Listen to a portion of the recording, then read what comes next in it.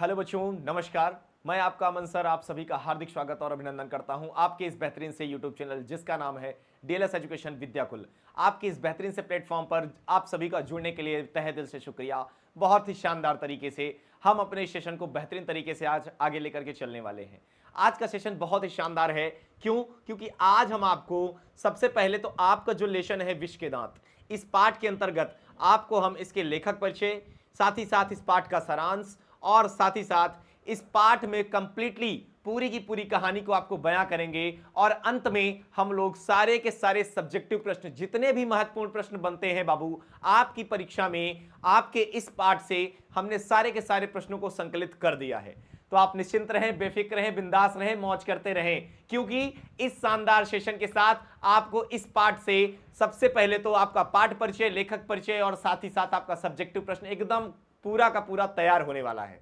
तो बस ऐसे ही इसी शानदार के साथ अपने इस सेशन में बने रहें और आज इस सेशन को अंत तक जरूर देखें, जिससे कि आपका ये चैप्टर एकदम क्लियर हो जाए और आने वाली परीक्षा में आपका जो नंबर हो एकदम शानदार दिखाई दे। तो बाबू अगर आज आप मेहनत कर लिए ना तो निश्चित सी बात है, आप गारंटी मैं देता हूं कि आने वाले समय में आप जरूर टॉपर बनेंगे। टॉपर बनने का मतलब ये नहीं होता कि आप अच्छा मार्क्स ला करके आप टॉप कर गए, बस वही टॉप कर गए, नहीं, आगे जिंदगी में भी आपको टॉप करना है। ये कोई एक एग्जाम नहीं है जहां पर आप टॉप करके ठंडे बैठ जाएं, शांति से बैठ जाएं। आप वो खरगोश नहीं हो सकते, लेकिन आज की रेस में खरगोश ही जीतता है, इस बात का हमेशा ख्याल रखिए। खरगोश बनिए, लेकिन वो कहानी वाला नहीं कि दौड़ करके सो जाए। सोना नहीं है, अपने को आगे लेकर के चलना है, बिल्कुल आगे तक बढ़ते चलना है कि नहीं? तो बस इसी शानदार सेशन के साथ, अपने इस स्वतंत्रता दिवस के साथ हम लोग अपनी इस चीज को, अपने खुद को, अपने आप से ये वादा करते हैं कि हम भी स्वाधीन रहेंगे, हम भी किसी के पराधीन नहीं होंगे। जिस प्रकार से हमारा देश स्वतंत्र है, स्वाधीन है, ठीक उसी प्रकार से हम अपने विचारों को भी स्वाधीन करेंगे और खुद भी स्वाधीन होंगे। तो चलिए इस शानदार वार्ता के साथ इस शानदार सेशन की शुरुआत करते हैं और बेहतरीन तरीके से एक नई उमंग, एक नए जोश को फॉलो करते हैं। तो चलिए आइए स्टार्टअप करते हैं अपने इस शानदार सेशन को। जैसा कि आप देख पा रहे हैं, गोधुली भाग 2, ये आपकी दो पुस्तकें आप पढ़ते हैं, जैसा कि मैंने आपको बता रखा है। एक तो हम गोधुली पढ़ते हैं, दूसरा हम वर्णिका पढ़ते हैं। तो यहां पर हम जो पाठ लेकर के आए हैं वो आपकी गोधुली पुस्तक से है बाबू। तो गोधुली पुस्तक से जो है आपका पाठ, उसका नाम है विष के दांत। अब विष के दांत कैसे? आप सोचते होंगे कि विष तो भाई भगवान शिव ने पिया है, अब यहां पर विष के दांत की बात हो रही है। अब कहानी बड़ी जोरदार और बहुत शानदार है गुरु। जब आप कहानी के अंदर आओगे ना, कसम से कह रहा हूं मजा आने वाला है, क्योंकि कहानी इतनी ट्विस्टेड है, इतनी इंटरेस्टिंग है ना कि आपको इस सेशन को छोड़ के जाने का मन ही नहीं करेगा। जिस प्रकार से आप लोग जुड़े हैं ना, बस ऐसे ही अंत तक जुड़े रहें। मैं आपको गारंटी दिलाता हूं कि अंत के इस सेशन के अंत में आपको कंप्लीटली जानकारी इस पाठ से संबंधित मिलेगी, साथ ही साथ इस पाठ के सारे सब्जेक्टिव प्रश्नों का जवाब भी आपको इस सेशन में मिलने वाला है। और एक बात, मुख्य बात आपको बता दूं कि जब YouTube पर आप जुड़ते हैं, जब आप YouTube पे ये सेशन देखते हैं, तो आप सबसे पहले सब्सक्राइब कर लें। सब्सक्राइब करने का आशय यह होता है कि आप कमेंट बॉक्स में कमेंट करने में कैपेबल हो जाएंगे। अगर बाबू आप सब्सक्राइब नहीं करते हैं तो निश्चित सी बात है आप कमेंट बॉक्स में कमेंट करने में कैपेबल नहीं हो पाएंगे। तो निश्चित सी बात है, आप लोग अगर आए हैं, जो फर्स्ट टाइम आए हैं बच्चे, वो प्लीज चैनल को सब्सक्राइब कर लें। और जो बच्चे हमारे और जुड़े हुए हैं वो प्लीज चैनल को एक बार शेयर कर दें जोरदार तरीके से बेहतरीन सेशन के साथ, और अपने इस चैनल को लाइक भी करते चलें और अपने इस सेशन को भी लाइक करने के साथ साथ शेयर ज्यादा से ज्यादा कर दें, जिससे कि आपके सारे भाई बंधु जो और आपके मित्र हैं उन तक भी ये शानदार सेशन पहुंचे और ये उनके लिए भी लाभप्रद सिद्ध हो। तो चलिए मेरे साथियों, अपने सेशन की शुरुआत आज जोरदार तरीके से बेहतरीन एनर्जी के साथ स्टार्टअप करते हैं। आइए स्टार्ट करते हैं जी आज के सेशन को। जैसा कि आप देख पा रहे हैं, लेखक परिचय। अब लेखक परिचय अगर हम देखें इसमें, तो इसके मद्देनजर क्या कहता है कि लेखक हैं हमारे नलिन विलोचन शर्मा जी। हमारे लेखक हैं कौन? नलिन विलोचन शर्मा जी। और इनका जन्म बाबू हुआ है कब? इनका जन्म है मेरे साथियों 18 फरवरी 1916 ईस्वी में। कहां पर? अरे बाबू पटना के बदरघाट में हो, अपने पटना के बदरघाट में। और इनका निधन बाबू 12 सितंबर 1961 ईस्वी को हुआ।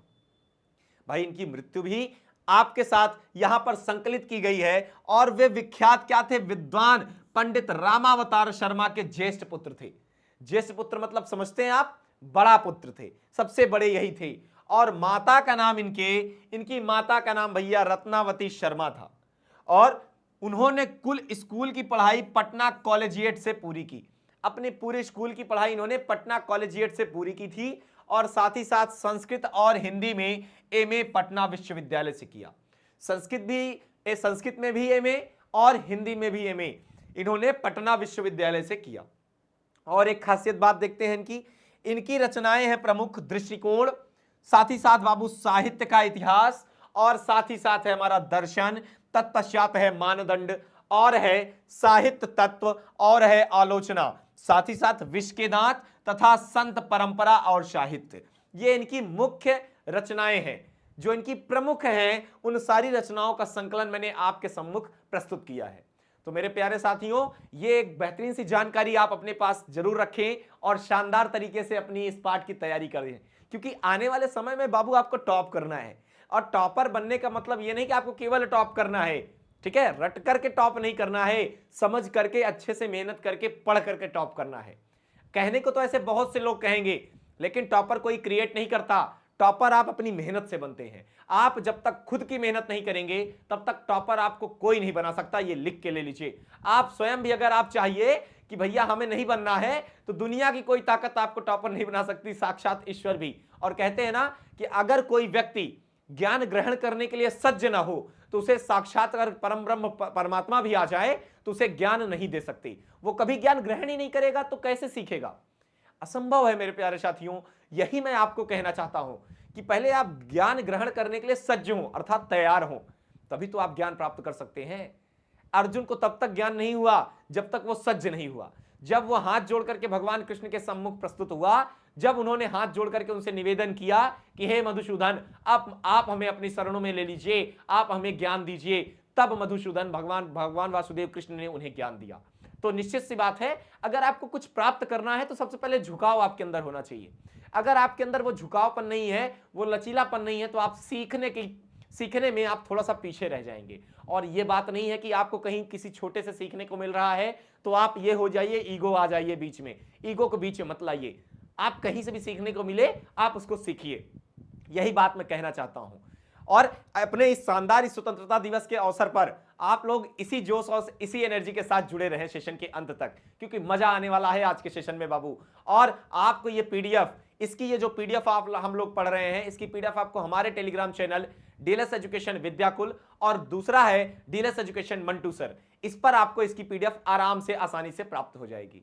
और यूट्यूब चैनल तो आप अच्छे से जानते हैं, डीएलएस एजुकेशन विद्याकुल। आप प्लीज अगर सब्सक्राइब नहीं किए हैं मेरे प्यारे साथियों, तो प्लीज एक बार सब्सक्राइब कर लें और जोरदार तरीके से लाइक करके आगे बढ़ें, क्योंकि कहा जाता है ना, एक बिहारी सब पर भारी। यहां तो हजारों की संख्या में बिहारी हैं, तो भैया दिखा देते हैं अपनी ताकत कि हम लोग क्या कर सकते हैं और क्या नहीं, है कि नहीं। बिहार रेजिमेंट ने तो अपना पूरा परचम लहराया ही था गलवान घाटी में, भूल गए आप? तो बिल्कुल उन चीजों को याद करिए और आगे बढ़ते रहिए। तो ये रहा हमारा लेखक परिचय। अब इसके बाद देखते हैं हमारे पाठ परिचय। पाठ में क्या है? पाठ का बहुत शानदार पाठ है, बहुत शानदार कहानी है बाबू। इसकी कहानी क्या है कि प्रस्तुत कहानी विष के दांत में मध्यम वर्गीय एक परिवार होता है, उसी का जो अंतर विरोध होते हैं, जो लोग एक मानसिक तौर पर थोड़ा सा विरोध झेलते हैं ना, इन्हीं सब बातों का जिक्र इस पाठ में है। तो अंतर विरोधों को उजागर किया गया है। जो अंतर विरोध का आशय यह होता है कि जैसे कुछ गरीब लोग होते हैं, गरीब तबके के लोग होते हैं, और कुछ अमीर तबके के लोग होते हैं, तो इन लोगों की जो मानसिकता होती है, गरीबों के प्रति बड़ा निकृष्ट सोचते हैं। ये सोचते हैं कि हम ही आल इन आल हैं, हम ही सर्वे सर्वा हैं, अगर ये हमसे नीचे हैं तो दब के रहें। ऐसी सोच बिल्कुल गलत है, क्योंकि आपको क्या लगता है कि आप अगर बड़े हैं, अगर कोई सफाई कर्मचारी वाला मना कर दे तो क्या आप सफाई कर्मचारी बनने जाएंगे? सफाई करेंगे आप? नहीं करेंगे। निश्चित सी बात है कि भारत का चाहे वो छोटा नागरिक हो, चाहे छोटा से छोटा काम कर रहा हो, चाहे वो बड़ा से बड़ा काम कर रहा हो, हर कोई एक अपना अलग महत्व रखता है और सबकी महत्वता पर ध्यान देना चाहिए। इसी के लिए कहा भी गया है ना कि जो काम तलवार कर सकती है वो सुई नहीं कर सकती, और जो काम सुई कर सकती है वो तलवार नहीं कर सकती। तो घमंड करना बिल्कुल सही नहीं है, घमंड कभी नहीं करना चाहिए, चाहे वो बड़े लोग हो चाहे वो छोटे हो। छोटों को भी कभी ईगो में नहीं रखना चाहिए, हमेशा शालीनता के भाव के साथ रहना चाहिए, और यही चीज बड़ों के साथ भी बाबू होना चाहिए। और आप लोग तभी छोटे हैं, आप लोगों की सीखने की उम्र है, आप भी इसी तरीके से आगे शालीन होकर के चलिए। क्योंकि झुकता वही है जिसके अंदर जान होती है, और अकड़ना तो मुर्दों की पहचान होती है। तो मेरे प्यारे साथियों, अकड़ना बंद कर दीजिए, एकदम शालीन हो जाइए, गौतम बुद्ध जैसे एकदम शानदार शालीन हो जाइए। अगर आपके राहों में कोई कांटा भी बिछा देना तो आप चलते चले जाइए, उसे खुद दर्द महसूस हो जाएगा कि यार ये कैसा इंसान है, कैसा इंसान है भाई, कि हमने कांटा बिछाया और बंदा दौड़ करके ऊपर चल करके चला गया, लेकिन एक शब्द भी गलत जवाब नहीं दिया। तो ऐसी ही चीजें होनी चाहिए, आपके अंदर वो शालीनता का भाव होना चाहिए। आगे देखते हैं। और आर्थिक कारणों से मध्यम वर्ग के भीतर ही एक और जो सेन साहब इस स्टोरी के आपके नायक हैं, एक तरीके से सेन साहब जैसे महत्वाकांक्षी तथा सफेद पोशी अपने भीतर क्या है, लिंग भेद। सेन साहब जैसे जो अमीर पोशी लोग हैं, जो अमीर हैं, अमीर तबके के लोग हैं, इन लोगों की मानसिकता इतनी तुच्छ होती है, इतनी निकृष्ट होती है कि ऐसी घटिया सोच रखते हैं लिंग भेद की बात। लिंग भेद क्या होता है? लिंग भेद यह होता है कि लड़के और लड़कियों की सोच में आप परिवर्तन कर दें। लड़कों के लिए आप अलग सोच रखें और लड़कियों के लिए आप अलग सोच रखें। अगर आपकी कोई बेटी है तो आप उसे बाहर न जाने दें, आप उस पर बिलीव ना करें। बेटी आपकी 7 बजे आ रही है घर तो आप उससे 10 क्वेश्चंस कर रहे हैं, बेटा आपका 11 बजे आ रहा है तो आप उससे कोई प्रश्न नहीं कर रहे हैं। ये कहां की बात है? अगर बेटी से प्रश्न किया जा रहा है तो बेटे से भी प्रश्न होना चाहिए। अगर भरोसा बेटे पे किया जा रहा है तो भरोसा बेटी पे भी होना चाहिए, होना चाहिए, बिल्कुल होना चाहिए। तो जब इन दोनों चीजों को एक साथ लेकर के चलना है तो यही है लिंग भेद। लिंग भेद का मतलब अगर बेटे को अगर आप पढ़ा रहे हो तो बेटी को भी पढ़ाने की क्षमता रखिए, बेटी को भी उतना पढ़ाइए। कहते हैं नहीं कि अगर बेटी पढ़ेगी नहीं तो लड़ेगी कैसे अपने हक के लिए, तो पहले उसको पढ़ाइए, निश्चित तौर पर वो अपने हक के लिए जरूर लड़ेगी। और आज के जमाने में, आज के इस समय में 2023 में आप अच्छे से जानते हैं क्या कि आपके इस 2023 के सेशन में आप ये कह सकते हैं, ये जो 2023 का सेशन है इसमें हमारी द्रौपदी मुर्मू कौन है? राष्ट्रपति, जो कि एक महिला है। इस बात को आप समझिए कि महिला सशक्तिकरण के साथ मद्देनजर देखते हुए अगर आप इस बात पे चलते हैं तो निश्चित सी बात हम कह सकते हैं कि आज के इस युग में महिलाओं का हमेशा सम्मान हुआ है और महिलाएं एक से बढ़कर एक पद पर पहुंची हैं। तो आप महिलाओं को अंडर एस्टिमेट नहीं कर सकते, नजरअंदाज नहीं कर सकते। ये जो लिंग भेद है, ये जो लिंगानुपात लोग देखते हैं आजकल, और ये जो लिंग भेद है, इन सब चीजों को, इन कुरीतियों को दूर करना चाहिए। क्योंकि आप आने वाले समय के क्या हैं भैया? प्रणेता हैं। आने वाले समय, आने वाला जो देश है, आज आने वाला जो कल है, उसमें आप इस देश को लेकर के आगे जाने वाले हैं। तो मेरे प्यारे साथियों, हम आपसे यही उम्मीद करते हैं, आपका देश आपसे यही उम्मीद करता है कि आप इसी 100% के साथ आप आगे बढ़ेंगे। चलिए आगे देख लेते हैं बाबू। आगे इसी पर सफेद पोशी लोग ऐसे क्या करते हैं, इनका मुखड़ा कुछ और होता है, इनकी सोच कुछ और होती है।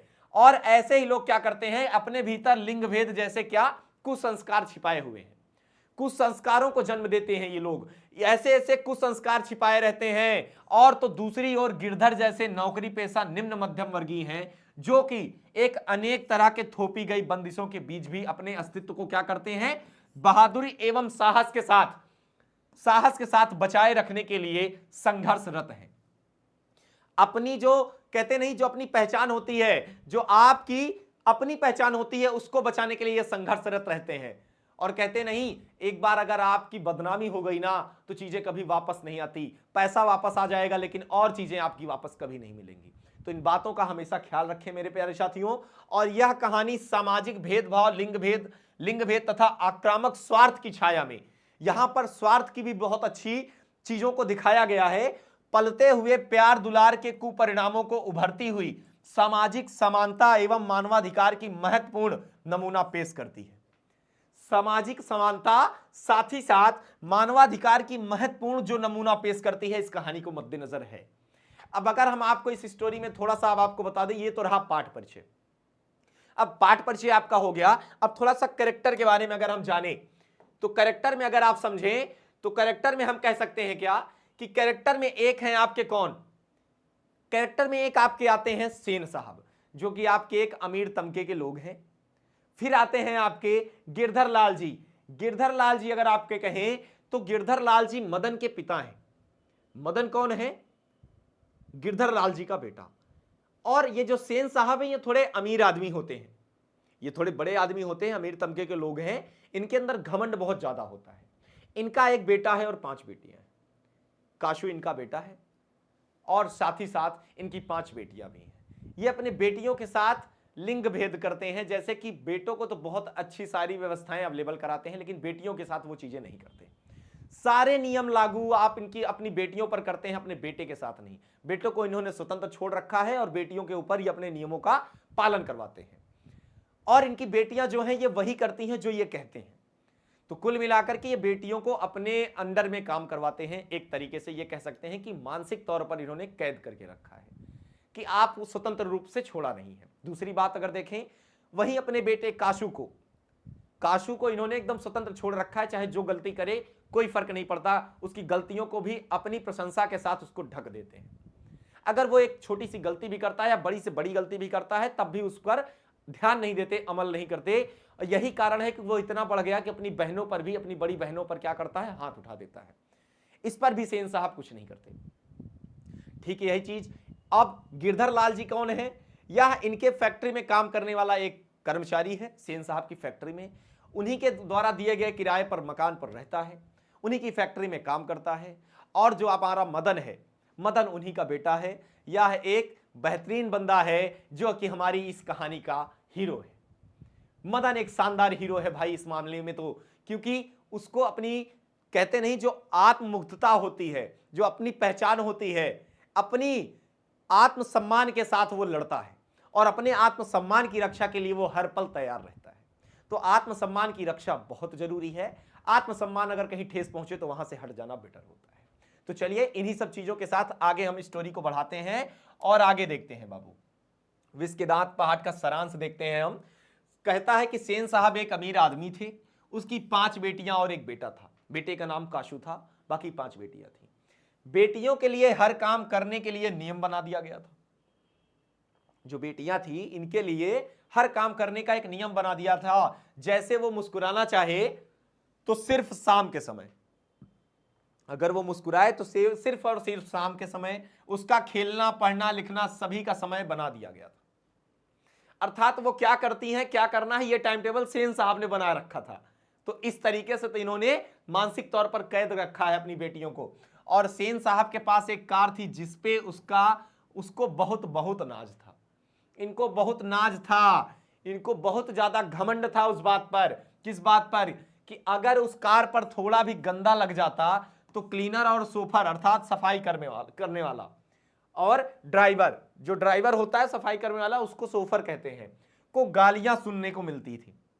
अगर थोड़ी सी भी धूल उस पर पड़ जाती तो वह सोफर को, ड्राइवर को गालियां सुना देता था। और साथ ही साथ चूंकि कासू सेन साहब का सबसे छोटा लड़का था, बेटा था, उनके आंखों का यह तारा था।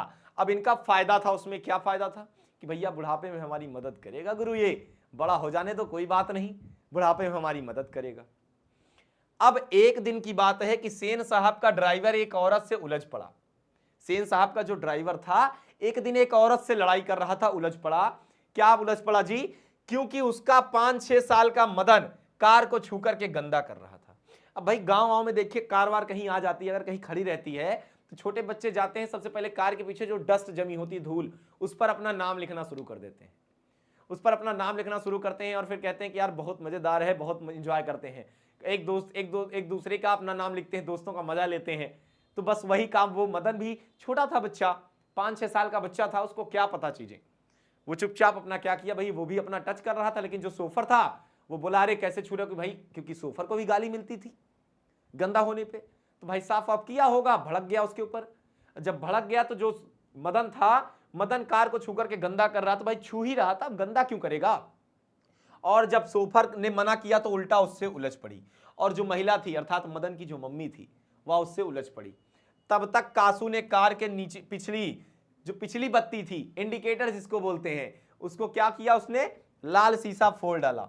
कासू छोटा तो था ही, दुष्ट था ही, अपनी बहनों पर हाथ उठा देता, तो यहां तो कार ही थी, कार के शीशे को तोड़ दिया। लेकिन सेन साहब बुरा नहीं माने, सेन साहब ने बिल्कुल बुरा नहीं माना इस बात पर, उनको बल्कि प्रशंसा करने लगे कि यह काशू हमारा इंजीनियर है, यह फोड़ के बल्ब चेक कर रहा है, बल्ब बनाएगा, ससुरा इतना बड़ा इंजीनियर है, ससुरा तोड़ तोड़ के बल्ब इंजीनियर बनेगा। देख रहे हो सेन साहब को, यह है इनकी महानता। सोचिए ऐसे होते हैं अमीर लोग। अब देखिए दूसरे दिन काशू शाम को बगल वाली गली में जा पहुंचा। दूसरे दिन जो काशू था ये शाम को बगल वाली गली में जा पहुंचा और वहां मदन बच्चों के साथ वहां मदन जो था बच्चों के साथ लट्टू नचा रहा था। मदन क्या कर रहा था? बच्चों के साथ लट्टू नचा रहा था। जब कासू ने लट्टू मांगा, मैं भी नचाऊंगा लट्टू, तो मदन ने भगा कर बोला। और दूसरे दिन जब वो लट्टू नचा रहा था तो भाई पहुंच गया कासू भी, ला ला हमको भी दे दो, हमको भी दे दो यार, हम भी खेलना चाहते हैं। मदन बोला, अरे ससुर तुम ही थे ना कल कार वाले मैटर पे, तुम्हारा ही बाप था, हा? उखड़ रहा था मेरे पे, चिल्ला रहा था। अरे बताते हैं ससुर, आओ, नहीं देंगे, जो करना हो कर लो। मदन ने भगाकर बोला, अबे अपने अपने बाबा की कार पर बैठ, जा अपने बाबा की कार पर बैठ। कासू को गुस्सा आ गया और कासू इतने में तिनमिना गया और वो घर में भी अपने बहनों पर, नौकरों पर हाथ उठाया करता था। वह इतना छोटा था लेकिन इतना ज्यादा लाड प्यार ने बिगाड़ रखा था कि वो किसी पर भी हाथ उठा देता था। उसी तरह मदन को खींचकर एक घूंसा दिया और पाया मदन को मारा एक घूंसा, और जैसे मारा गुरु ना, वैसे मदन भी कासू पर टूट पड़ा। भाई मदन देसी आदमी था यार, खाया पिया लड़का था। अब कहते नहीं, गांव के जो लड़के होते हैं ना, जो खाए पिए होते हैं, उनकी बात ही अलग होती है ताकत की। भिड़ गया गुरु मदन भी और उसके 2 दांत, विष के दांत तोड़ डाले। विष के दांत का क्या आशय है? विष के दांत का मतलब जो उसके अंदर बहुत गलत चीजें थी, जैसे कि ये सेन साहब थे, इनकी जो प्रकृति थी, भले अमीर थे लेकिन इनकी मानसिकता बहुत छोटी थी, बहुत संकीर्ण थी, बहुत नैरो थी। तो जब मदन ने इनके विष के दांत तोड़ डाले और घर पर मार खाने के डर से रात को देर से घर लौटा, और उसको डर था कि मैं मार खाऊंगा, इसलिए बेचारा डरा सहमा सा देर से घर पहुंचा। और जब जबरदस्त भूख लगी, जब उसको जबरदस्त भूख लगी तो चुपके से घर आया, तो चुपचाप से वो घर आया। और जब मदन सोने के लिए जा रहा था तो उसका पैर रखे लोटे से टकराया, और जब वो सोने जा रहा था तो उसका पैर क्या हुआ? लोटे से टकरा गया। भाई अंधेरा रहा होगा, ध्यान नहीं दिया, गलती से लग गया। जब टकराया तो उसके पिता आवाज सुनकर आए, वापस आए। भाई डरा सहमा रहा होगा बेचारा कि भाई आज फिर पीटूंगा, फिर कूटा जाऊंगा। क्यों? क्योंकि इसके पिता हमेशा अक्सर जब ऐसी हरकतें करके आता था तो इसको कूटते थे, तो इसको भी डर रहा होगा कि भाई आज फिर पीटूंगा। वो मान के आया था कि भाई कुछ भी हो जाए हमें मार खाना है। पूरी तैयारी के साथ, पूरी शिद्दत के साथ बंदा लगा था। आगे देखते हैं। जब अब आए तो मदन डर गया कि आज भी मुझे मार पड़ेगी। भाई लग गया उसे कि आज मार पड़ेगी, लेकिन उसके पिता ने उसे लपक कर पकड़ा और उसे इतना प्यार किया जितना पहले कभी नहीं किया था, और दौड़ करके उसको गले लगा लिया उसके पापा ने मदन को। और उसके पिता ने गर्व से कहा, शाबाश बेटा, एक तेरा बाप है और तूने तो वो कासू के 2-2 दांत तोड़ डाले, और एक तेरा बाप है कि यही फैक्ट्री में काम करता है लेकिन कभी अपनी आवाज उठा करके बुलंद करके नहीं बोल सका, क्योंकि सेन साहब उसके साथ अक्सर गलत किया करते थे। आगे देखते हैं।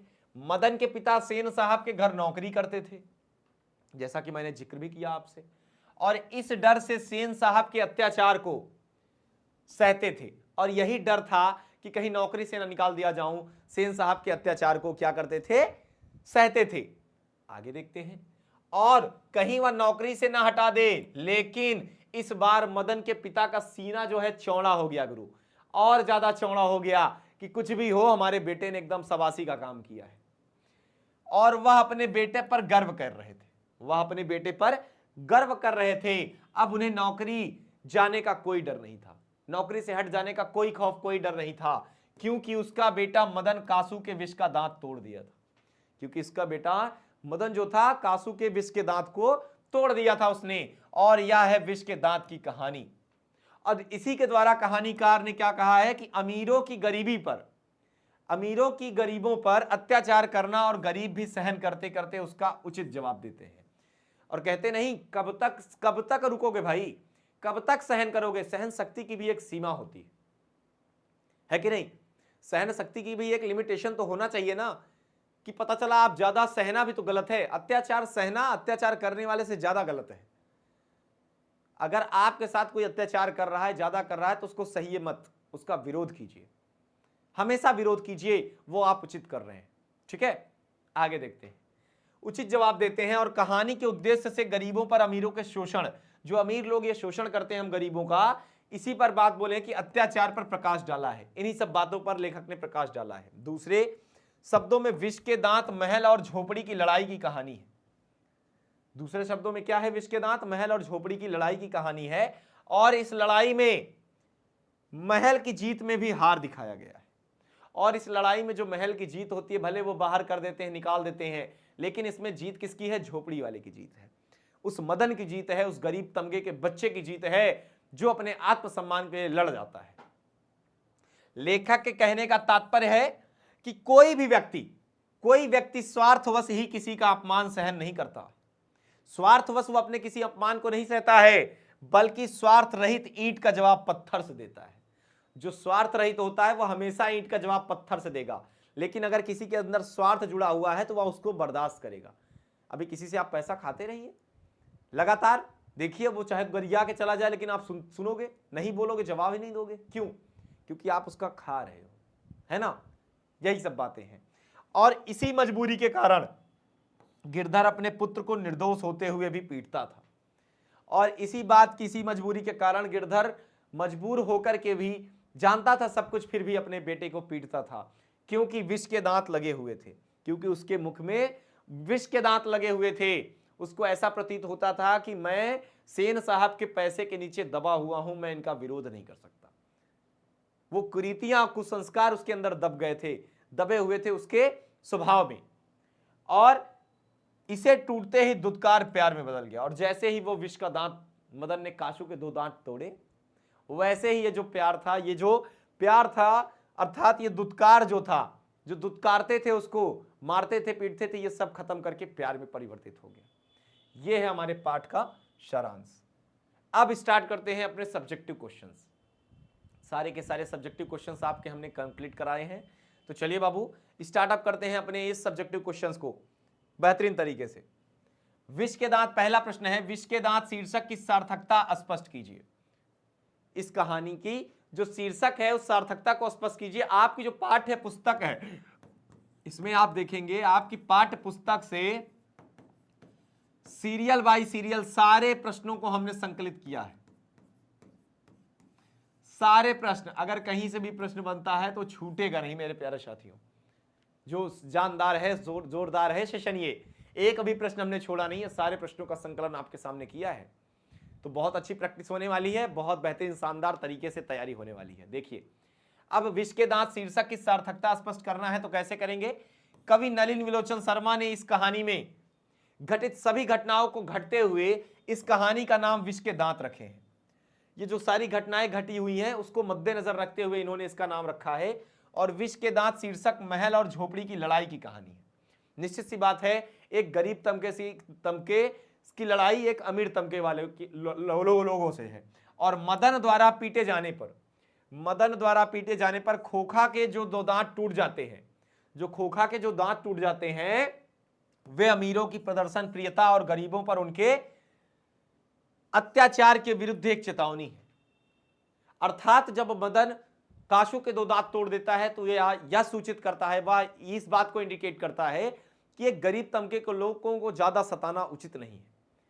एक सहनशीलता की एक लिमिटेशन होती है, एक क्षमता होती है। अगर आप उसके ऊपर जाएंगे तो फिर गरीब तबके के लोग भी उसका विरोध करेंगे, और गरीब अगर विरोध करता है तो बहुत खतरनाक करता है। एक सोता हुआ शेर होता है आम आदमी, शायद किसी मूवी का डायलॉग है आपके कि आम आदमी सोता हुआ शेर है, और अगर जाग गया तो चीड़ फाड़ देगा। तो निश्चित सी बात है, आम आदमी को कभी छेड़ना नहीं चाहिए। आगे देखते हैं जी।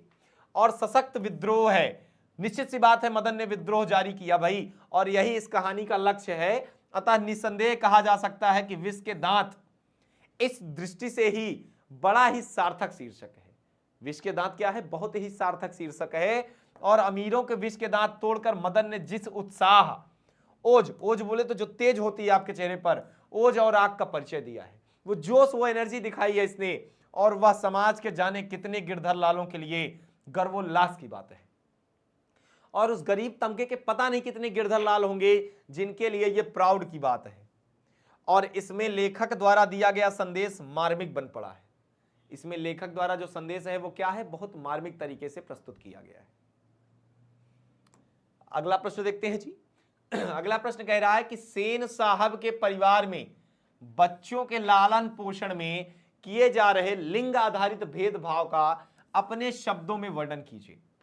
तो जो लिंग भेदभाव आधारित कर रहे हैं, ये जो लिंग भेदभाव दिखा रहे हैं, इसी बात पर चर्चा हो रही है। तो इस पर कहते हैं कि सेन साहब अमीर आदमी थे, उनकी 5 लड़कियां थी एवं 1 लड़का था। साथ ही साथ उस परिवार में लड़कियों के लिए घर में अलग नियम तथा शिक्षा थी। लड़कियों के लिए जो नियम था वो एक अलग था, उसमें बात ही कुछ और थी। इन लोगों के लिए एक अलग नियम व्यवस्था रखी जाती थी, और लेकिन लड़कों के लिए एक अलग नियम एवं अलग शिक्षा थी। और लड़कों के लिए क्या होता था, इनके लिए एक अलग नियम और एक अलग शिक्षा हुआ करती थी। और अगर हम बात करें इस पर, सबसे पहले तो मिस्टर सेन साहब के घर में बेटियों के लिए अलग शिक्षा तथा काशू के लिए क्या था, अलग शिक्षा दिया जाता था। तो कुल मिलाकर के लड़कियों के लिए एक अलग व्यवस्था थी, लड़कियों के लिए अलग और लड़के के लिए अलग, लड़के के लिए अलग, दोनों के लिए एक अलग व्यवस्था ये लोग रखते थे। इनके लिए नियम होता था, इनके लिए कोई नियम नहीं। अर्थात लिंग के आधार पर भेदभाव किया जाता था, अर्थात लिंग के आधार पर ही ये भेदभाव करते थे। कौन? हमारे सेन साहब। किसके साथ? हमारे अपनी बेटियों के साथ। ये उसको कुछ और दिखाते थे और बेटे के साथ, बेटे के लिए कुछ और नियम को फॉलो करते थे। आगे बढ़ते हैं बाबू नेक्स्ट पर। अगला प्रश्न है कि खोखा किन मामलों में अपवाद था? अपवाद बोले तो एक्सेप्शनल, अपवाद की बात करें तो इसका मतलब होता है एक्सेप्शनल, अपवाद एक्सेप्शनल।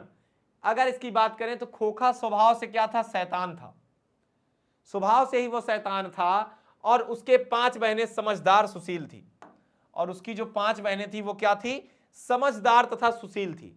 और देखें तो ईमानदार भी थी, देखें तो वो बहुत ईमानदार थी। सारे बच्चे देखें जी, क्लियर है बाबू जी? वेरी गुड, वेरी गुड, एकदम सही, एकदम सही बाबू, एकदम सही। आगे देखते हैं जी। अब खोखा अपवाद किस लिए था? कि गलती से भी कोई अगर सामान बर्बाद नहीं करती थी, जो लड़कियां थी वो गलती से भी सामान बर्बाद नहीं करती थी, अर्थात अच्छे गुणों में ईमानदार थी। अच्छे गुणों के लिए क्या था? ईमानदार थी ये, और अच्छे गुणों में खोखा अपवाद था। और जब अच्छे गुणों की बात की जाए तो क्या था? खोखा अपवाद था। तो निश्चित सी बात है, हम कह सकते हैं कि खोखा जो था, खोखा के लिए अपवादित था। और सेन साहब एक क्या थे? एक अमीर आदमी थे। सेन साहब एक बहुत ही ईमानदार आदमी थे, अमीर आदमी भले थे लेकिन ईमानदारी इनके अंदर थोड़ी सी कम थी, खासकर इनके व्यवहार को लेकर के। और खोखा उनके बुढ़ापे की क्या थी? भाई आंखों का तारा था, क्योंकि भविष्य में ये क्या सोचते थे? ये सोचते थे कि भैया बुढ़ापे में हमारा साथ देगा, कि भैया बुढ़ापे में ये हमारी आंखों का तारा होगा, हमारी मदद करेगा, है ना? बिल्कुल। और इसलिए मिसेस सेन ने उसे काफी छूट दे रखी थी। इसलिए हम कह सकते हैं कि मिसेस सेन ने क्या किया था? काफी छूट दे रखी थी। और खोखा जीवन के नियम का, जीवन के नियमों में जैसे अपवाद था, और इसलिए यह भी स्वाभाविक था कि वह घर के नियमों का भी अपवाद था। कुल मिलाकर के अगर हम देखें तो सारी चीजों में अपने आप को एकदम अलग प्रस्तुत करता था, है ना? और ये हर जगह पर अपनी चीजों को एक अलग तरीके से रखता था। तो अगर हम देखें, अगर हम ये कहें कि जो हमारे काशू थे, काशू के लिए ना तो कोई नियम था, कोई नियम इसके लिए फॉलो नहीं करता था, ये केवल और केवल अपनी जिद में चलता था, इसके लिए बस इसकी केवल जिद थी। और इसके पीछे इसका जिम्मेदार कौन था? सेन साहब। क्योंकि कहते हैं ना, ज्यादा प्यार दुलार भी बच्चे को बिगाड़ देता है, बच्चे को बिगाड़ देता है ज्यादा प्यार और दुलार भी। इसलिए हमेशा इन सब चीजों पर ध्यान देना चाहिए, ठीक है जी? और एक दूसरी बात, वेरी गुड, एकदम सही चीज। और अगर एक बात कहें अगर हम, तो जो खोखा था, खोखा स्वभाव से भी शैतान था। जैसे कि वो किसी पर भी हाथ उठा देता था, चाहे वो उनकी बहनें हों, अर्थात उनकी बड़ी बहनें हों, चाहे वो उनके घर का नौकर हो, वो कुछ भी नहीं देखता था, वह केवल और केवल हाथ उठा देता था। जैसे कि इसकी जो बहनें थी, चाहे वो सीमा हो, रजनी हो, आलो से फाली आरती हो। सीमा, रजनी, आलो से फाली आरती कौन कौन सी थी? सीमा, रजनी, आलो, शेफाली और आरती। ये सारी जो बहनें थी, इसकी 5 बहनें थी। आप सभी जानते हैं इस कहानी में, आपसे इससे एक ऑब्जेक्टिव क्वेश्चन भी बनता है कि ऐसे दे देगा निम्न में से कौन सी पांचों में नहीं थी बेटियों में, या फिर 5 बेटियों के नाम क्या हैं, कौन कौन सी थी। ठीक है, तो सीमा, रजनी, आलो, शेफाली और आरती, ये 5 बेटियां थी। ठीक है जी, आगे देखते हैं अगले प्रश्न को। अगला प्रश्न अगर हम देखें तो सेन दंपत्ति खोखा में कैसी संभावनाएं देखते थे, किस प्रकार की ये संभावना देखते थे और उन संभावनाओं के लिए उन्होंने उसकी कैसी शिक्षा तय की थी, उन संभावनाओं के साथ उन्होंने किस प्रकार की शिक्षा तय की थी। अगर हम इसको देखें तो सेन साहब पुत्र खोखा को अपनी तरह बिजनेसमैन इंजीनियर बनाना चाहते थे। उसके लिए भैया रंधा वंधा ला करके रख दिए थे, गुरु ठोक पीट करता था, डेली बजाता था, वो सारी व्यवस्था अवेलेबल करा दिए थे, सोचो। और खोखा 5 साल का हो रहा था। अब 5 साल की उम्र में भी बच्चा तो बहुत ज्यादा चुलबुला सा हो जाता है। और कारखाने के बढ़ई जो मिस्त्री थे वो 2-1 घंटे के लिए क्या करते थे, उसके साथ ठोक ठाक किया करता था। जो कारखाने के मिस्त्री थे उनके साथ बैठ जाता था, उनके साथ ठोक पीट करता था, थोड़ा बहुत सीखता था। और सेन साहब की मौलिकता और दूरंदेशी थी कि बच्चे की उंगलियां और औजारों से वाकिफ रहे। और सेन साहब की जो मौलिकता थी, मौलिकता बोले तो वो उनका सबसे बड़ा ध्यान यही होता था कि उसकी जो औजार हैं, उसकी जो उंगलियां हैं, वो ठीक प्रकार से काम कर पा रही है कि नहीं, सही ढंग से चीजों को कर रहा है कि नहीं। वो बस केवल और केवल उसी को ताड़ते थे, उसी को देखते थे कि किस ढंग से वो काम कर रहा है, मतलब अपने संरक्षण में काम करवाते थे। आगे देखते हैं। अगला प्रश्न कहता है कि सेन साहब के और उनके मित्र के बीच क्या बातचीत हुई और पत्रकार मित्र ने उन्हें किस तरह उत्तर दिया। जो पत्रकार मित्र थे और सेन साहब के बीच में जो वार्ता हुई थी उसमें क्या पत्रकार ने जवाब दिया, यह प्रश्न का उत्तर देना है आपको। तो एक दिन सेन साहब के कुछ दोस्त बैठे गपशप कर रहे थे, गपशप बोले तो आपस में बातचीत कर रहे थे, और उनमें एक सेन साहब साधारण हैसियत के अखबार नवीस थे। अखबार नवीस बोले तो जो संपादन वगैरह करते हैं, और साथ में उनका लड़का भी था। जो था वो खोखा से भी छोटा पर बड़ा समझदार और होनहार मालूम पड़ता था। वह खोखा बोले तो कासू, बच्चा बच्ची। खोखा जो था कासू से भी छोटा था वो, लेकिन बहुत समझदार प्रतीत होता था। किसी ने उसकी कोई हरकत देख करके उसकी कुछ तारीफ कर दी और उन सेन साहब से पूछा, उस बच्चे की तारीफ करते हुए सेन साहब से पूछा कि बच्चा स्कूल तो जाता ही होगा। इसके पहले कि पत्रकार महोदय कुछ जवाब देते, सेन साहब ने शुरू किया, मैं तो खोखा को इंजीनियर बनाने जा रहा हूं। और वे हो बातें दोहरा कर वे थकते नहीं थे और वही बातें वो बार बार दोहराया करते थे। पत्रकार महोदय चुपचाप मुस्कुराते रहे और जब उनसे फिर पूछा गया कि अपने बच्चे के विषय में उनका क्या ख्याल है, तब उन्होंने कहा कि मैं चाहता हूं कि वह जेंटलमैन, बोले तो जेंटलमैन का मतलब होता है भद्र पुरुष, जेंटलमैन जरूर बने और जो कुछ बने उसका काम है, उसे पूरी आजादी रहेगी। मेरी तरफ से कोई दबाव नहीं होगा उस पर कि वो क्या बनना चाहता है, उसकी जो मर्जी करे वो बने। और सेन साहब इस उत्तर के शिष्ट और प्रच्छन्न व्यंग पर ऐंठ कर रह गए, और इस प्रकार का जो व्यंग हुआ, सामने इस तरीके से व्यंग किसी ने कसा नहीं था सेन साहब को, और सेन साहब दंग रह गए उस व्यंग के साथ। और जो कुछ समाज में कर सके, बाकी सब कुछ और बन जाए, उसे मेरी ओर से पूरी आजादी है। वो चाहे जो कुछ भी बने, मेरी तरफ से पूरा खुल्लम खुल्ला छूट है भाई, चाहे कुछ भी कर ले वो, मैं उसे कोई दबाव नहीं दूंगा अपनी तरफ से। ये पत्रकार महोदय जो कि अखबार नवीस थे, उन्होंने ऐसा अपने बेटे के लिए कहा। अगला प्रश्न है बाबू कि मदन और ड्राइवर के बीच के विवाद के द्वारा कहानीकार क्या बताना चाहता है। जो मदन और ड्राइवर के बीच का जो विवाद था, मदन और ड्राइवर के बीच विवाद के द्वारा कहानीकार बताना चाहते हैं कि अपने पर किए गए अत्याचार का विरोध करना पाप नहीं है। अगर आप पर कोई, अपने आप पर कोई आपको अत्याचारित कर रहा है, आपको अत्याचार कर रहा है, तो उसका विरोध करना पाप नहीं है। और सेन साहब की नई चमकती काली गाड़ी को केवल छूने भर के तथाकथित जो केवल छुआ था उसने, इस अपराध के लिए मदन ने क्या किया, सोफर द्वारा घसीटा जाता है। मदन को सोफर द्वारा घसीटा जाता है और यह गरीब बालक पर क्या है, अत्याचार है जी। और मदन द्वारा उसका मुकाबला करना अत्याचारियों पर विजय प्राप्त करना है। क्या है, अत्याचारियों पर विजय प्राप्त करने का प्रयास है। जो अत्याचारी लोग इस प्रकार से काम करते हैं, और दमन का कड़ा विरोध होना ही चाहिए। अगर कोई चीज किसी को जबरदस्ती दबाया जा रहा है तो उसका विरोध होना चाहिए, उसे समूल नष्ट कर देना चाहिए। ऐसी कुरीतियों को जरूर से जरूर नष्ट करना चाहिए, सबको इसका विरोध मिल करके करना चाहिए। अगला प्रश्न है बाबू, अगला है कि काशू और मदन के बीच झगड़ों का कारण क्या था? क्या रीजन था कि मदन ने दो तोड़ दिया, गिरा के मारा भाई उसको पटक के? इस प्रसंग के लेखक क्या दिखाना चाहता है, इस प्रसंग से लेखक क्या दिखाना चाहता है? काशू और मदन के बीच झगड़े का प्रमुख कारण लड्डू नचाना था। लट्टू नचाना था, लट्टू।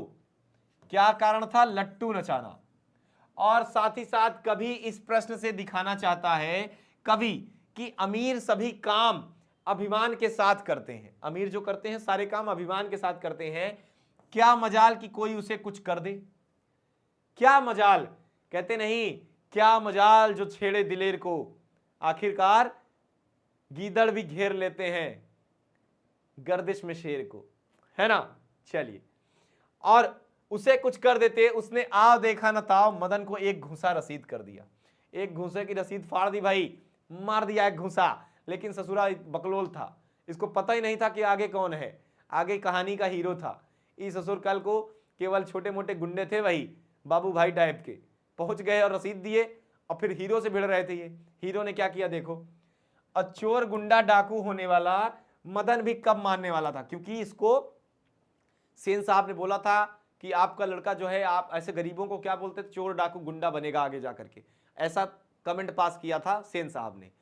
तो इसी बात पर कवि कहते हैं कि चोर डाकू गुंडा बनने वाला कब मानने वाला था, वह झट कासू पर क्या पड़ा, टूट पड़ा, भिड़ गया गुरु जोरदार तरीके से। दूसरे लड़ाई द्वंद्व युद्ध का मजा लेने लगे, और जो बच्चे आसपास खड़े थे वो लोग द्वंद्व युद्ध का मजा लेने लगे। भाई हर लड़का मजा लेता, चाहे हम हो चाहे आप हो। बचपन में तो हम लोगों ने भी यही किया था, भिड़ने दो कोई दिक्कत नहीं, हम मजे लेंगे, यही होता था ना जी। जी, और लेखक यह दिखलाता है कि यह लड़ाई हड्डी और मांस की, बंगले के पिल्ले और गली के कुत्ते की लड़ाई है। हड्डी और मांस की और बंगले के पिल्ले की और गली के कुत्ते की लड़ाई है, और अहाते में यही लड़ाई हुई रहती, और तो काशू शेर हो जाता। और अगर यही चीज लड़ाई अगर हाथे में होती, अगर घर के अंदर होती, तो काशू शेर हो जाता।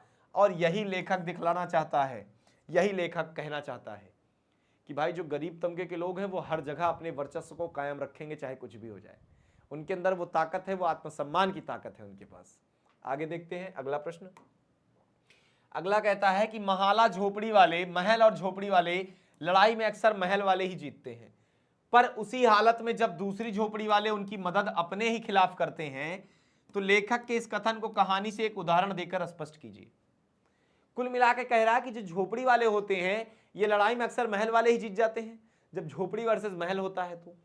लेकिन पर उसी हालत में जब दूसरी झोपड़ी वाले उनकी मदद अपने ही खिलाफ करते हैं, और जो छोटे गरीब तबके के लोग हैं ये लोग क्या करते हैं, गद्दारी कर जाते हैं और अमीरों के साथ मिल जाते हैं। तो लेखक के इस कथन को कहानी से एक उदाहरण देकर के समझाना है। देखिए, गरीब और अमीर के बीच जब कभी लड़ाई होती है तो अमीरों के डर से कोई भी गरीब एक दूसरे की मदद नहीं करते हैं। बात एकदम सही है। जैसे कि एक मूवी आई थी, आपने देखा हो, जय भीम। जय भीम करके एक मूवी आई थी, आपने अगर गौर किया हो तो होती है, और अमीर उसको देखेंगे तो आपको यह चीज देखने को मिलेगी, क्योंकि उन्हें पता है कि मेरे जीवन में भी परेशानियां आ सकती हैं। उनको इस बात का पता है कि मेरे जीवन में भी परेशानियां आ सकती हैं। तो यही सब चीजें हैं, गरीब बेचारे डर जाते हैं कि भाई ऐसा होगा तो फिर चीजें हमारे साथ भी गड़बड़ हो जाएंगी। आगे देख लेते हैं जी अगला प्रश्न। अगला है, रोज रोज अपने बेटे मदन की पिटाई करने वाला गिरधर मदन द्वारा कासू की पिटाई करने पर उसे दंडित करने की वजह अपनी छाती से क्यों लगा लेता है? क्यों लगा लेता है भाई? तो निश्चित सी बात है, मदन प्रतिदिन अपने पिता गिरधर लाल से पिटाई का सामना करता है। डेली कूटा जात रहा हो, उसको भी लगा उस दिन की फिर पिटेगा, पड़ता था। परंतु एक दिन आकर मदन को पिटाई तथा दुर्व्यवहार का सामना करना पड़ा था। यह बात उनके पिता के लिए स्वाभिमान के धक्का देना था, और गिरधर लाल अपने स्वाभिमान को बचाने के लिए, अपने आत्मसम्मान के लिए मदन को पीटने की वजह से प्यार से सीने से लगा लिया। भाई स्वाभिमान की बात थी, आत्मसम्मान की बात थी। मदन ने अपने आत्मसम्मान को जीवंत रखा और इसने अर्थात गिरधर लाल जी ने अपने स्वाभिमान को। आगे देखते हैं अगला प्रश्न है, सेन साहब मदन, काशू और गिरधर का चरित्र चित्रण करें। चरित्र चित्रण करें कि सेन साहब क्या है? मिस्टर सेन साहब अभिमानी है तथा धनवान व्यक्ति है, और उनकी नजर में गरीबों के प्रति कोई न्याय नहीं है, बिल्कुल भी न्याय नहीं रखते वो लोग। बिल्कुल भी नहीं। और मदन क्या है, यह स्वभाव से ईमानदार और स्वाभिमानी बालक है, और यही हमारा हीरो है, इस कहानी का हीरो भी है भाई इस कहानी में, बिल्कुल। और आगे देखते हैं। और काशू क्या है, यह स्वभाव से शैतान तथा अपने पिता के जैसे ही अभिमानी है। और अगर बात करें गिरधर लाल की, तो यह स्वभाव से क्या है, ईमानदार और कर्तव्यनिष्ठ व्यक्ति था।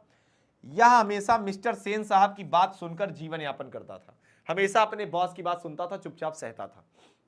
आगे देखते हैं जी, अगला प्रश्न है, आपकी दृष्टि में कहानी विष के दांत के नायक कौन है? तर्कपूर्ण उत्तर दें। प्रस्तुत कहानी को पढ़ करके पाठक के दिमाग में सच्चे नायक के रूप में देखा जाए तो मदन के पिता गिरधर लाल था। अगर किस पर सच्चे नायक के रूप में देखा जाए तो मदन के पिता गिरधर लाल थे, क्योंकि उनका सहयोग पाकर के कासू को, अभिमानी को पाकर के खूब पिटाई किया था, उन्हीं का सहयोग पाकर के। और हमारी दृष्टि में विष के दांत शीर्षक कहानी का नायक मदन है। अगर हम देखें तो मदन है, सारे पात्रों में सर्वाधिक प्रभावशाली है और कथा वस्तु में उसका ही महत्व सर्वोपरि दिखाया गया है।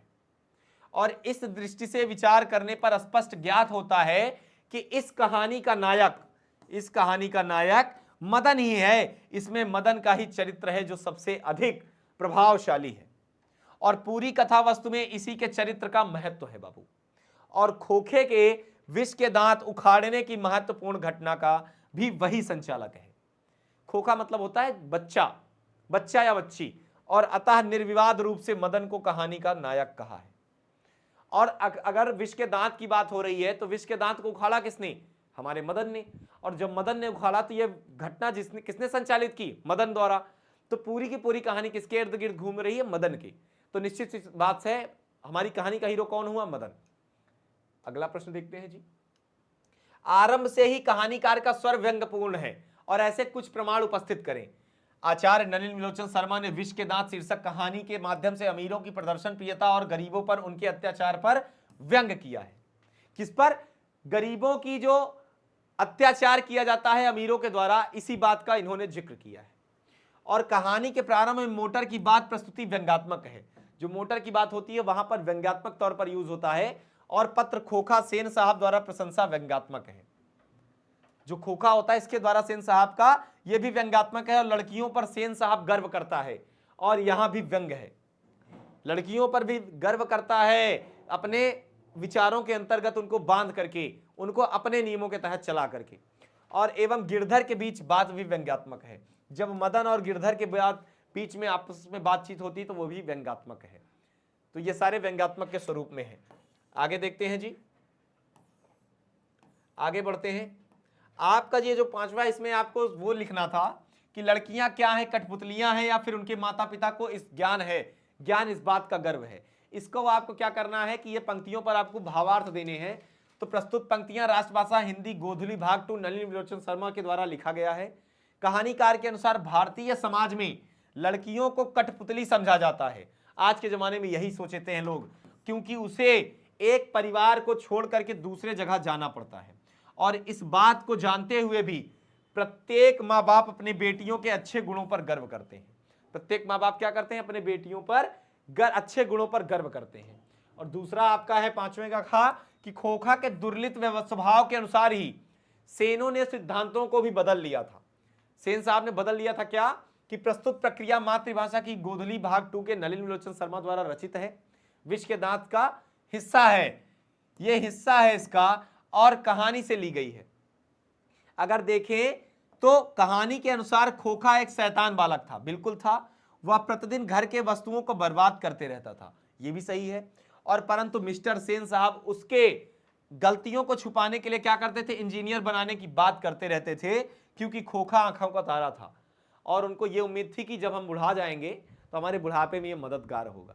बस इसी बात की इनको लालच थी। आगे चलते हैं बाबू। अगला प्रश्न है कि ऐसे ही लड़के आगे चलकर के गुंडे, चोर और डाकू बनते हैं। किसने तंज कसा था? सेन साहब ने मदन को तंज कसा था। और प्रस्तुत पंक्तियां मातृभाषा हिंदी गोधुली भाग 2 से लिया गया है, और रचित किसके है? विष के दांत कहानी से ली गई है। अगर हम देखें तो कवि के अनुसार मिस्टर सेन साहब मदन को आकर के सजा देते हैं, क्योंकि वह धनहीन है तथा समाज में धनवान होने के नाते एवं प्रतिष्ठा पाने के लिए गिरधर को कहते हैं, और अभी से बच्चों को ध्यान नहीं दिया। तो क्या हो जाएगा? आगे चलकर के बच्चे गुंडे, चोर और डाकू बनेंगे। अगर अभी से ध्यान नहीं दिया तो ये बच्चे क्या हो जाएंगे? गुंडे, चोर और डाकू बन जाएंगे। अगला प्रश्न है, अगला है बाबू, हंस कौवे की जमात में शामिल होने के लिए ललक गया। इस पंक्तियों से कवि क्या कहना चाहता है? हंस कौवे की जमात में, अर्थात यह जो पंक्तियां हैं ये मातृभाषा हिंदी भार गोधली भाग 2 के कहानी विष के दांत नलिनी लोचन शर्मा द्वारा रचित कहानी से ली गई है। ये बात तो नॉर्मल है। और कवि के अनुसार खोखा को हंस शब्द से, जबकि मदन को कंवर शब्द से, कौवे शब्द से, किसको? इसको कौवे शब्द से संचालित किया है। किसको? मदन को। और खोखा को किससे? हंस से। हंस कौवे की जमात में। और संबोधित किए हैं जिसका अभिप्राय है कि अमीर लोग गरीबों से अच्छे होते हैं। अमीर लोग क्या होते हैं? गरीबों से अच्छे होते हैं। परंतु एक दिन खोखा ने अपने अमीरी को छोड़ करके लट्टू नचाना चाहता है। और अगर देखें तो परंतु मदन उसे यह काम नहीं करने दिया, और मदन ने यह काम नहीं करने दिया। ठीक है, यह रहा हमारा प्रश्न। तो यह आपका अंतिम प्रश्न यह है कि आपको विष के दांत कहानी का सारांश लिखना है। तो सारांश आपके सामने प्रस्तुत है, आप लोग इसको देख लीजिएगा। कहानी के रूप में क्या देखना है कि सेन साहब को अपनी कार पर बड़ा नाज था। फिर आप लिखेंगे कि घर में कोई ऐसा नहीं था जो गाड़ी के ऊपर बिना इजाजत फटके कोई आसपास भटके, जबकि पांचों लड़कियां जो थी माता पिता का कहना मानती थी और अक्षरशः पालन करती थी जिस प्रकार से उनको कह दिया जाए। किंतु बुढ़ापे में उत्पन्न खोखा पर घर का कोई नियम लागू नहीं होता था, और गाड़ी को खतरा था तो सिर्फ खोखा अर्थात कासू से। और अगर हम देखें तो सेन साहब अपने लाडले को इंजीनियर बनाना चाहते थे और हर जगह झूठी बड़ाई करते फिरते थे, और ये बड़ी शान से मित्रों से अपने बेटियों की काबिलियत को चर्चा करते थे। और एक दिन मित्रों के गप गो और कासू के गुणगान से उठे ही थे कि बाहर गुलगपाड़ा शुरू हुआ। गुलगपाड़ा शोरगुल सुना और कहा कि मदन गाड़ी छू रहा है। उसके सोफर ने कहा कि मदन गाड़ी छू रहा है, और मना करने पर उसने उधम मचा रखा है। और अगर देखें तो सेन साहब ने मदन को और काशू को चेतावनी दी और अपने किरानी गिरधर को बुला करके डांटा और अपने बेटे को संभालो। घर आकर के गिरधारी ने मदन को खूब पीटा इसी बात पर, और दूसरे दिन बगल वाली गली में मदन दोस्तों के साथ लट्टू खेल रहा था। आगे देखें तो बस आदतवश हाथ चला दिया और मदन भी पिल पड़ा और मार मार कर कासू के 2 दांत तोड़ डाले। भैया अगर देसी आदमी से भिड़ोगे तो क्या होगा? हंस चला कौवे की जमात। भैया तुम भिड़ोगे मदन से, देसी आदमी है, देसी चना वगैरह खा के ताकत थी उसके अंदर, 2 ही मुक्के में गिरा दिया 2 दांत और जाने का हुक्म दिया। और मदन के पैर से लोटा जैसे ही, क्योंकि भाई मदन घर आया तो सुना कि सेन साहब ने उसके पिता को क्या किया है? नौकरी से निकाल दिया है, आउट कर दिया, आउट हाउस भी जाने का हुक्म दे दिया। और मदन के पैर से जैसे ही लोटा टकराया, जब उसने बंद दरवाजे के बाहर खड़े होकर के सुना पूरी बात, जब टकराया तो आवाज सुनकर उसके माता पिता निकल आए और मदन मार खाने को तैयार हो गया, क्योंकि उसको पता था मैं पीटूंगा। और गिरधर लाल जी उसकी ओर तेजी से बढ़े, किंतु सहसा उसका चेहरा बदल गया। उसने मदन को गोद में उठा लिया। शाबाश बेटा, एक मैं हूं और एक तू है जो खोखा के 2 दांत तोड़ दिए। इस प्रकार हम देखते हैं कि कहानीकार ने विष के दांत उच्च वर्ग के सेन साहब की महत्वाकांक्षा और सफेद पोशी के भीतर लड़के लड़कियों में जो विभेद भावना, जो लिंग भेद है, जो नौकरी पेशा वाले गिरधारी की हीन भावना, जो कि एक गरीब को परेशान करते हैं, और उसके बीच अन्याय का प्रतिकार अर्थात मदन के द्वारा करने वाली बहादुरी और साहस के प्रति प्यार और श्रद्धा को प्रस्तुत करते हुए प्यार दुलार के परिणामों को बखूबी दर्शाया है। इन सारी चीजों को यहां पर दर्शाया गया है। तो ये रहा बेटा आज के हमारे सारे पूरे सेशन में अंतिम प्रश्न। यही उम्मीद करता हूं, यही आशा करता हूं कि आप सभी को ये पूरा सेशन बहुत अच्छे तरीके से समझ में आया होगा, और नहीं भी आया होगा तो आप सेशन में एक बार पुनः जाकर के देखें, कंप्लीटली चीजें समझ में आएंगी। और हमने सारे के सारे प्रश्न करवा दिए हैं। अब आपको कहीं भी इधर उधर भटकने की आवश्यकता नहीं है, चाहे वो पाठ का सारांश हो, चाहे वो लेखक परिचय हो, चाहे आपका ये सब्जेक्टिव प्रश्नोत्तरी हो, पूरा का पूरा हमने हल करा दिया है। तो मेरे प्यारे साथियों, ये पीडीएफ आपको डीएलएस एजुकेशन मंटू सर और दूसरा चैनल है डीएलएस एजुकेशन विद्याकुल, इस पर जाकर के आप देखिएगा, आपको पीडीएफ इसकी मिल जाएगी। ये हमारे दोनों टेलीग्राम चैनल है, वहां पर आप प्राप्त कर सकते हैं। तो मेरे प्यारे साथियों, जितने भी बच्चे अभी तक सब्सक्राइब नहीं किए हैं तो प्लीज एक बार चैनल को सब्सक्राइब कर लें और लाइक कर लें, और इस शानदार सेशन को ज्यादा से ज्यादा शेयर कर दें, जिससे कि आपके जो दोस्त हैं, जो भाई बंधु हैं, उन तक भी ये सेशन पहुंच सके। तो चलिए आज के लिए बस इतना ही। अब अपने अमन सर को दीजिए इजाजत, हम लोग मिलते हैं नेक्स्ट सेशन पर। तब तक के लिए बाबू आप लोग अपना ख्याल रखिएगा। स्वस्थ रहिएगा, मस्त रहिएगा। और एक बार पुनः आप सभी का तहे दिल से बहुत बहुत शुक्रिया, बहुत बहुत धन्यवाद आपके इस डीएलएस एजुकेशन विद्याकुल के इस शानदार सेशन में अंत तक जुड़े रहने के लिए। चलिए बच्चों, मिलते हैं नेक्स्ट सेशन पर। नमस्कार, धन्यवाद।